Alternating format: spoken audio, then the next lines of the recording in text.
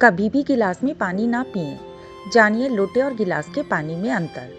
भारत में हजारों साल की पानी पीने की जो सभ्यता है वो गिलास नहीं है। ये गिलास जो है विदेशी है, गिलास भारत का नहीं है। गिलास यूरोप से आया और यूरोप में पुर्तगाल से आया था। ये पुर्तगाली जब से भारत देश में घुसे थे तब से गिलास में हम फंस गए। गिलास भारत का नहीं है, अपना लोटा है और लोटा कभी भी एक रेखीय नहीं होता। वाघ भट्ट जी कहते हैं कि जो बर्तन एक रेखीय है उनका त्याग कीजिए, वो काम के नहीं है।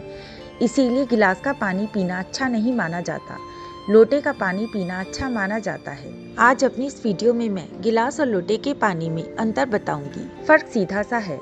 आपको तो सबको पता है कि पानी को जहाँ धारण किया जाए उसमें वैसे ही गुण आ जाते हैं।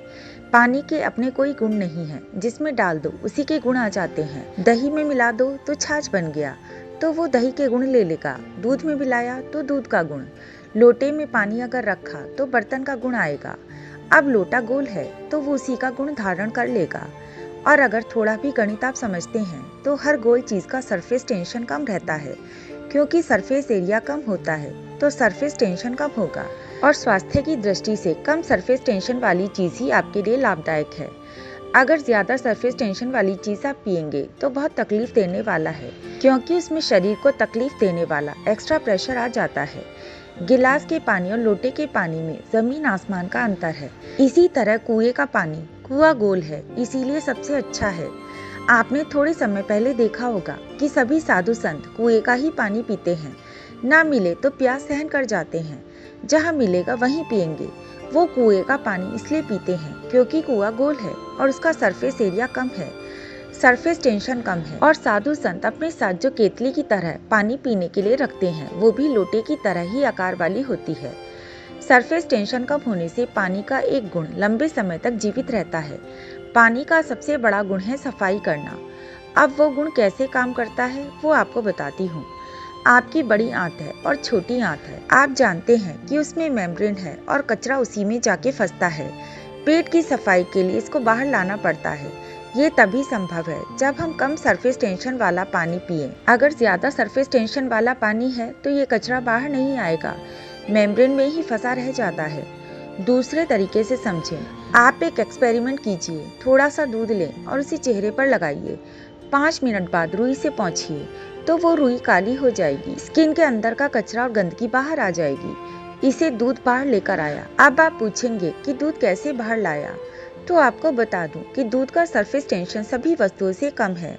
तो जैसे ही दूध चेहरे पर लगाया, दूध ने चेहरे के सरफेस टेंशन को कम कर दिया, क्योंकि जब किसी वस्तु को दूसरी वस्तु के संपर्क में लाते हैं तो वो दूसरी वस्तु के गुण ले लेता है। इस एक्सपेरिमेंट में दूध ने स्किन का सरफेस टेंशन कम किया और त्वचा थोड़ी सी खुल गई, और त्वचा खुली तो अंदर का कचरा बाहर निकल गया। यही क्रिया लोटे का पानी पेट में करता है। आपने पेट में पानी डाला तो बड़ी आंत और छोटी आंत का सरफेस टेंशन कम हुआ और वो खुल गई, और खुली तो सारा कचरा उसमें से बाहर आ गया, जिससे आपकी आंत बिल्कुल साफ हो गई। अब इसके विपरीत अगर आप गिलास का हाई सरफेस टेंशन का पानी पिएंगे तो आंतें सिकुड़ेंगी, क्योंकि तनाव बढ़ेगा। तनाव बढ़ते समय चीज सिकुड़ती है और तनाव कम होते समय चीज खुलती है। अब तनाव बढ़ेगा तो सारा कचरा अंदर जमा हो जाएगा और वो ही कचरा सैकड़ों पेट की बीमारियां उत्पन्न करेगा। इसीलिए कम सरफेस टेंशन वाला ही पानी पीना चाहिए। इसीलिए लोटे का पानी पीना सबसे अच्छा माना जाता है। गोल कुएं का पानी है तो बहुत अच्छा है। गोल तालाब का पानी, पोखर अगर गोल हो तो उसका पानी बहुत अच्छा। नदियों के पानी से कुएं का पानी अधिक अच्छा होता है, क्योंकि नदी में गोल कुछ भी नहीं है, वो सिर्फ लंबी है। उसमें पानी का फ्लो होता रहता है। नदी का पानी हाई सरफेस टेंशन वाला होता है, और नदी से भी ज्यादा खराब पानी समुद्र का होता है। उसका सरफेस टेंशन सबसे अधिक होता है। अगर प्रकृति में देखेंगे तो बारिश का पानी गोल होकर धरती पर आता है, मतलब सभी बूंदें गोल होती हैं, क्योंकि उसका सरफेस टेंशन बहुत कम होता है।